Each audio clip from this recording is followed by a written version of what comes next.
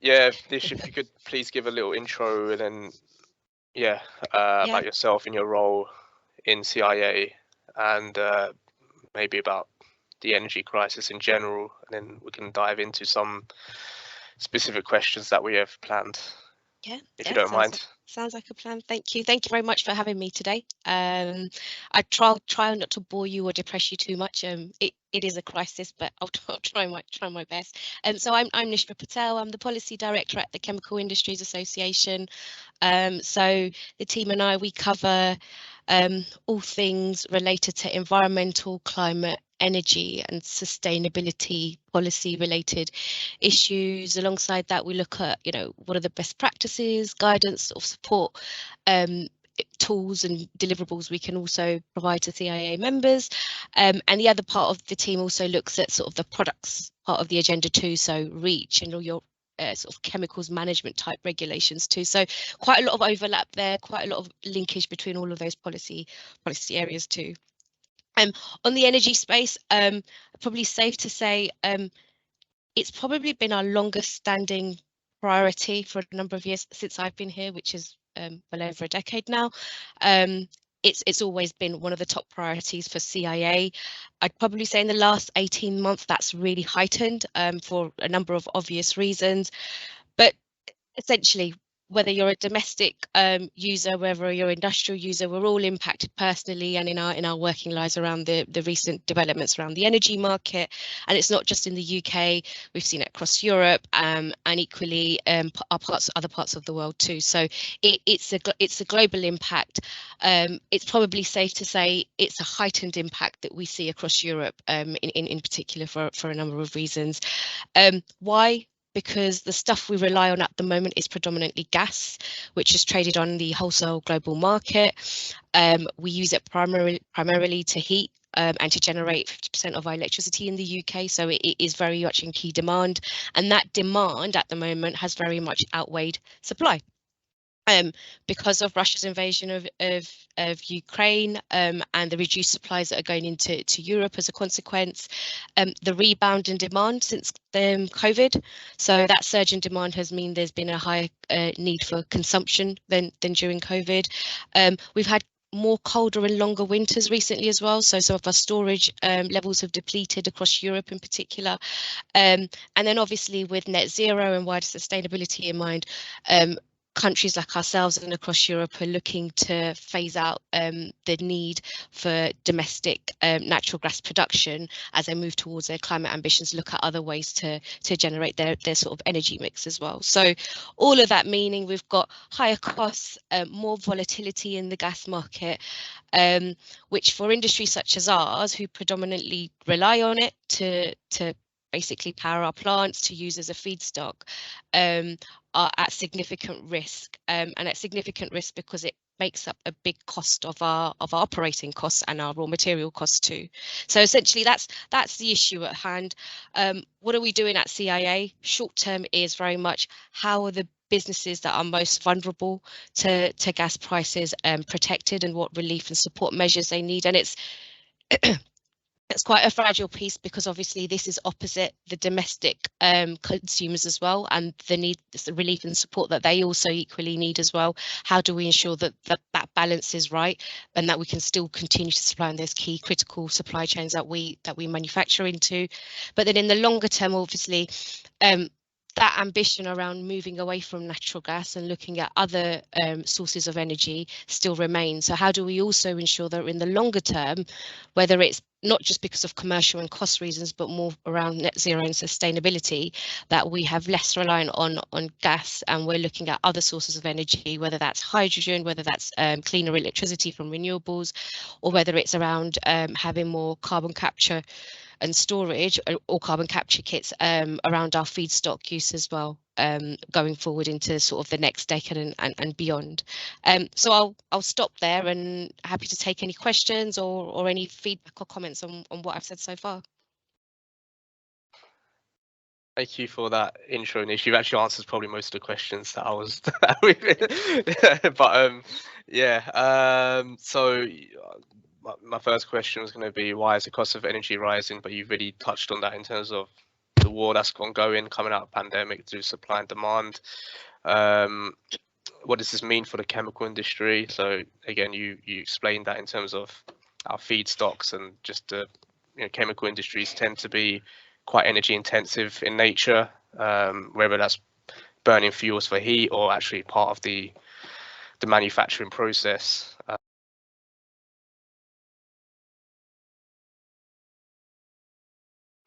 Sameen, I think you've just muted yourself. Oh, sorry. Yeah, press space. I think you could elaborate on this one, related to which specific industries within the chemical sector are hardest hit and why. Yeah. Yeah. Absolutely. So probably a number of industries. So obviously those that are using gas not just for heat, but also part of their operation and feedstock is probably harder hit. We call these the energy intensive companies. So there's a whole host of part of the chemical supply chain who are perhaps more energy intensive than others, and they are probably hardest hit. Why? Because it's more difficult for them to buy gas ahead in time, because it's such a big operating cost for them, and they can't build that risk in any more than they already have. But equally also because the volatility of gas at the moment, so they cannot plan ahead, and opposite demand as well. They cannot plan how much gas they will need depending on how much demand they have as well. So those industries and companies that are more energy intensive probably hardest hit. But equally, I'd say at the moment we're hearing it from across the board, whether it's your companies that perhaps have less reliant on gas but more reliant on electricity, they are equally being hit by the higher energy costs. Yeah. Yeah, totally agree with that. I think it's, from my view, is quite worrying, because I think just seeing more and more chemical plants being shut down before CF fertilizers near Manchester, because of the high energy natural gas usage.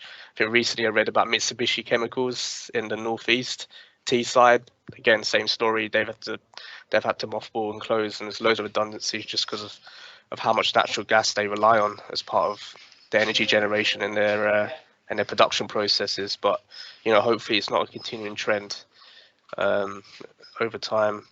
Yeah, it's a good point though, because that trend, obviously immediate impact is obviously jobs, and the growth that part of the region or part of the industries bring to the UK.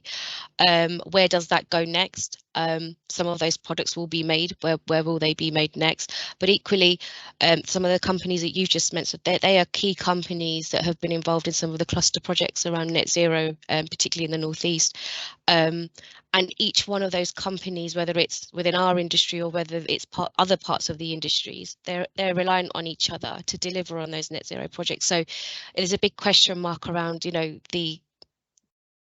how that ambition we've got around net zero as a UK, how do we ensure that's achieved? And having key sites close out a part of cluster projects is obviously a huge risk to that. Yeah, absolutely. So next question is, how can companies use the energy crisis as a springboard for their own sustainability agenda or goals? That's a good question. I mean, naturally, as energy prices go up, the natural thing is to become more energy efficient. I'd probably say for our industry, a lot of the low-hanging fruit around energy efficiency is probably well done. Again, it all goes back to it being our biggest operating cost, so why wouldn't we as an industry? But equally, as those prices are rearing up, it would naturally allow companies to start thinking about some of those technologies, some of those other routes around bringing down emissions and energy efficiency. more naturally, because those prices have now outweighed the prices of what used to be quite expensive, but perhaps isn't as expensive. It's either on a level playing field or less expensive. So some of it will come naturally. I think that the key thing is how quickly it can be done. So how quickly can you move over to an alternative way of producing, an alternative process, alternative feedstocks, opposite some of the costs you're currently exposed to, and the demand destruction that some companies are seeing quite rapidly as well, with those high costs as well. Okay, yeah, that makes sense. I think the next question is based around government support, and again, I know you touched on it earlier, but we're hearing about the energy discount scheme being announced for industries, but could you provide more details on those? What kind of timeframes companies can be expected to be supported for, or is it ongoing? Yeah, what likely impact that is likely to have for these companies to basically survive? Yeah, so I think it's the EBRS scheme, which is predominantly for our sector and other EII sectors as well.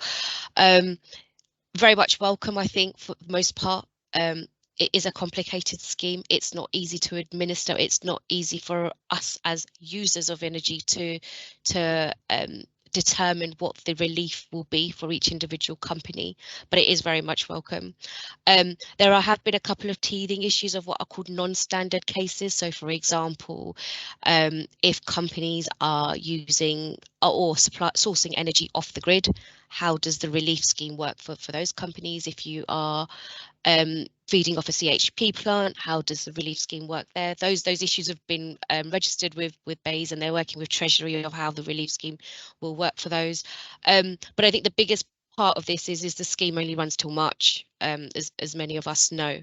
If you look at forward prices this year's nearly come to an end. Next year, we can see those high prices going well into next winter as well. So I think the key piece for us as CIA has been over since September, since the scheme was been announced, is making sure that the most vulnerable within our sector and within the energy intensive community are protected beyond March and up until at least the winter coming, and until our transition gap essentially is further thought about as well. So unless we can have an alternative means, an alternative energy source at the moment, apart from energy efficiency, the company is stuck, the industry is stuck with gas and electricity based on gas production as well.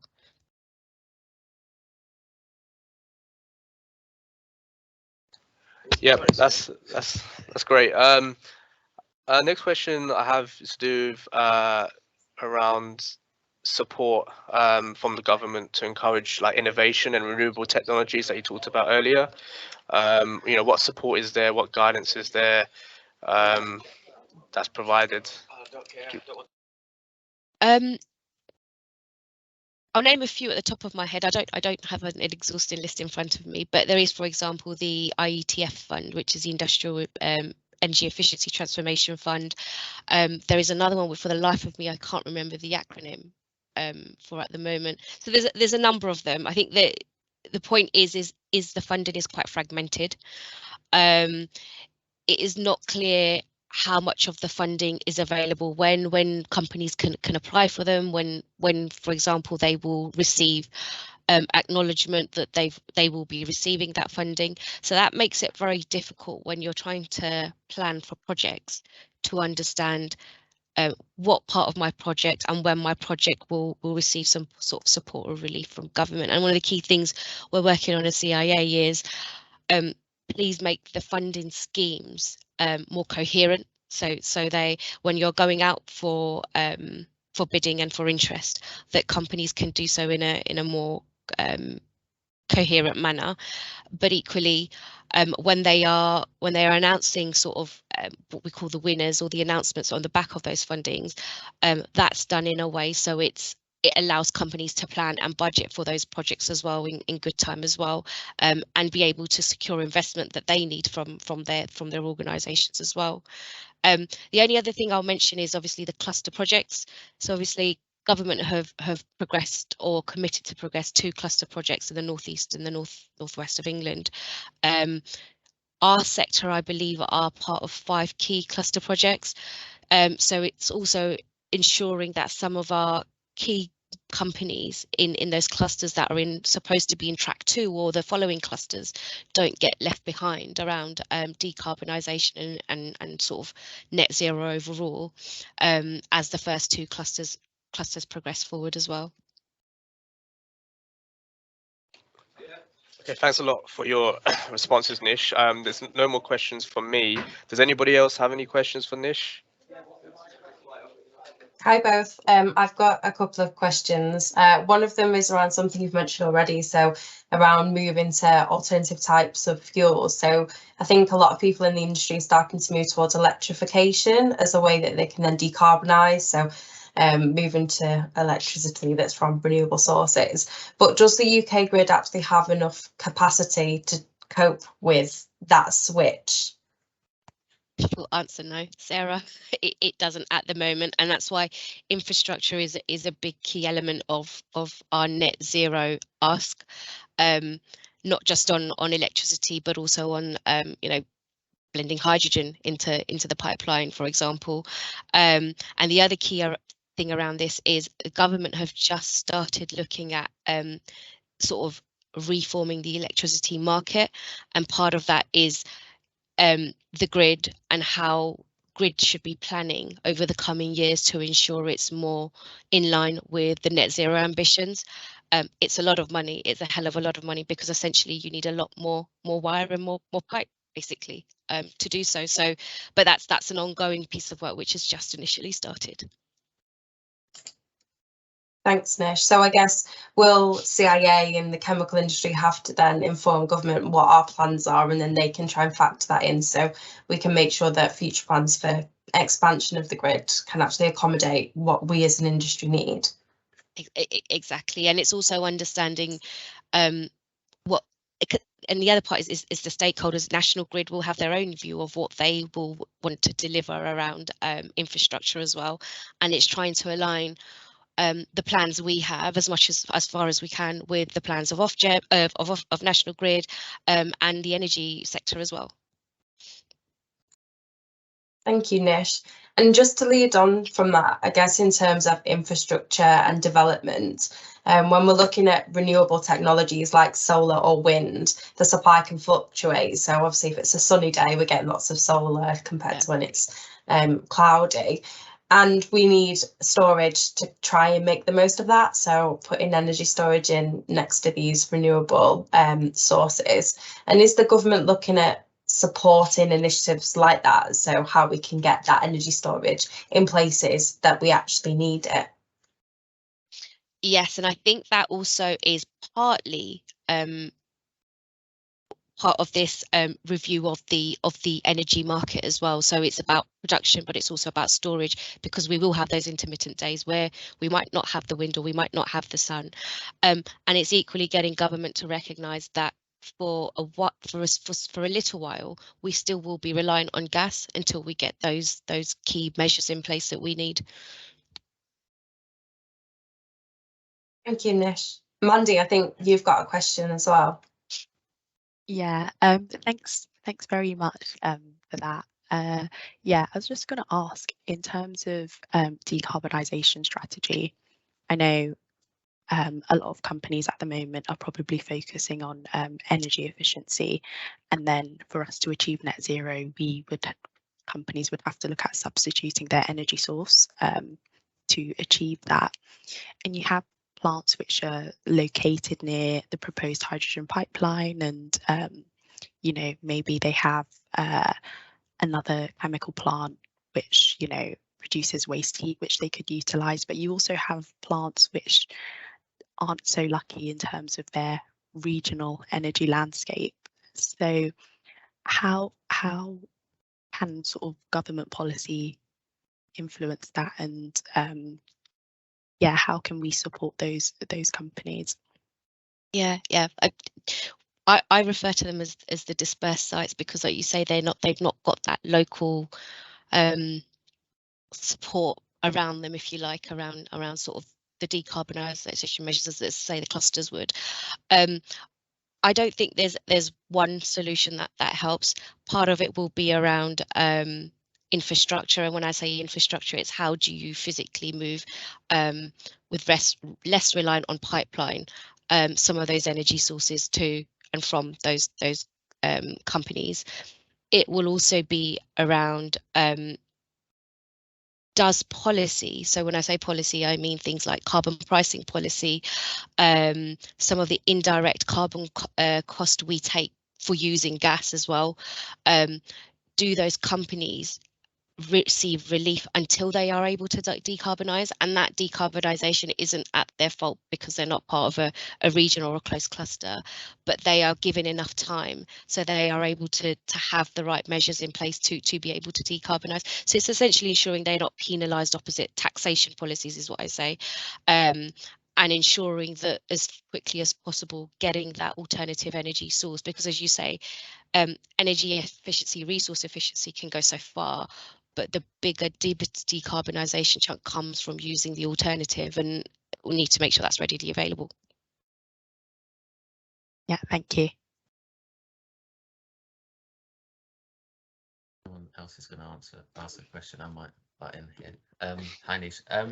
So there was a recent study done by Ernst & Young, and it looked at governments and the positive impacts that governments on both local and national levels were having on energy and more sustainable energy. And it found that, at least on a national level, governments had less, let's say, positive projects than negative, if you like. So I'm wondering what importance is it that, obviously you'll have economic backing for the governments to support these initiatives and projects, but what importance in comparison to the economic backing is mindset, in terms of the people doing the policies, the new people coming into the industry? I just wanted your thoughts on that, please. Yeah, I'd probably say if you were asking me this question this time last year, I'd probably say the importance was a lot higher. There was, in particular in the UK, there was a much bigger drive around net zero, whether it was from the policy makers, whether you're talking to individuals within companies, other stakeholders.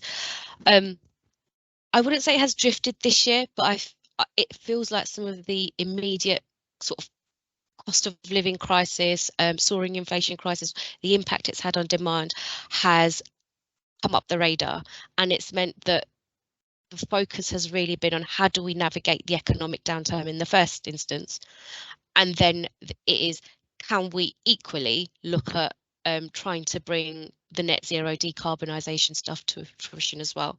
We had COP27 recently, obviously, of course, and looking at the outcomes in there, the headlines have been, yes, there's been some watering down of some of the commitments that were made in COP26, but equally there have been some measures, particularly around the finance end, so sustainable finance, looking at, you know, how investors and asset managers are looking to invest in companies.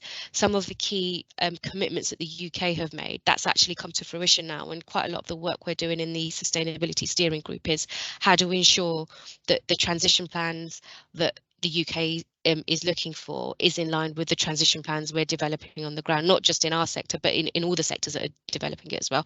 So it's not fallen off the radar by any means. I just think there's a dual challenge to deal with now, which is not always easy to do, perhaps from a policy making side. And it's where it essentially comes down to where do you give the money to? Thanks again. I think Simon has a question. Simon, do you want to talk through it, if you don't mind? Yeah, mine.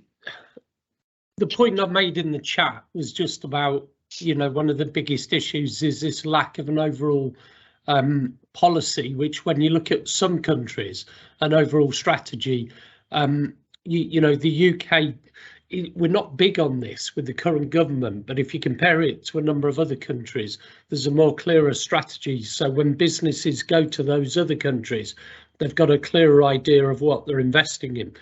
The question I was going to ask, which just on the back of what you've just said, Nish, and I know we've discussed this in the office, is it's not always money that's the answer. I mean, it feels like it right now. Of course it does, because we're in a cost of living crisis, but it's more about this direction point, isn't it? This, you know, where are we going as a country? We've gone, net zero by 2050. That would be really good.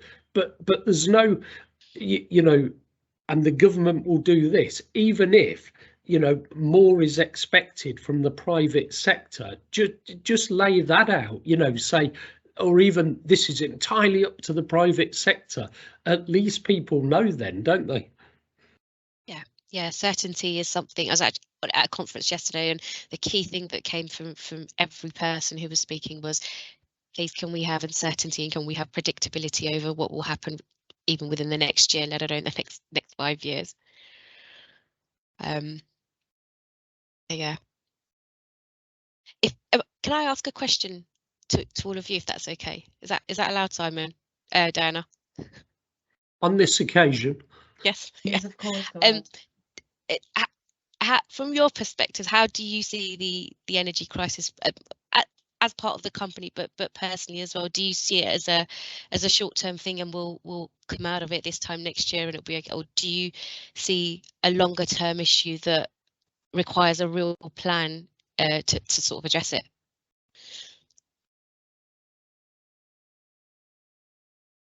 I don't mind jumping in first.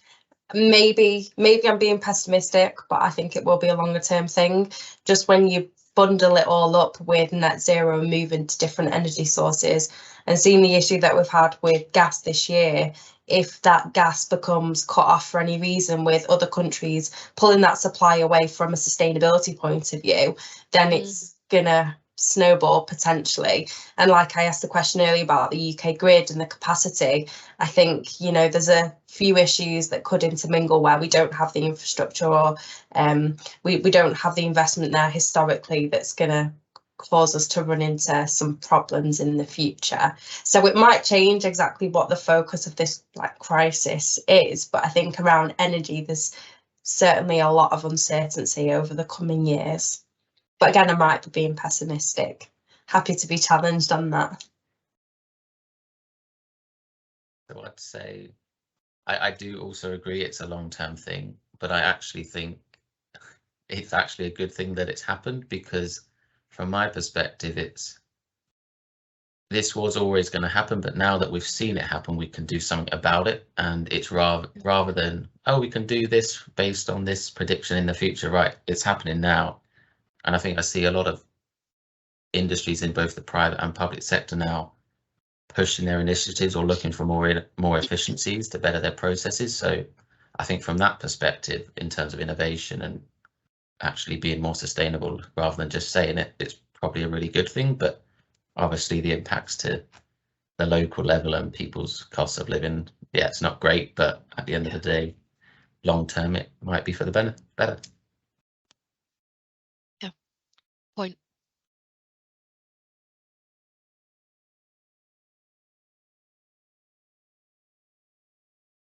So let's have an opinion. Does that change you up, Nish? Well, yes, more than I have been this week, put it that way.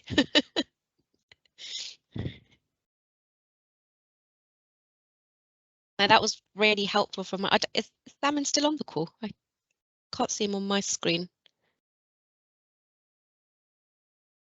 Yes, it's just got. Yeah, I think it's just a bit here and there, but no, thanks very much. I think that was really a useful conversation to have. Good to get your perspective on stuff, because I know from my point of view, I think it's when you're hearing it spoke about all the time and you're not fully understanding kind of all the different aspects that are coming in with it. It's useful to kind of break that down into sustainability, alternative, finance, mindset. Yeah, really, really interesting. I'm sure everyone else thinks the same. So thanks very much, Nish. No worries. Thank you. Good to see you all.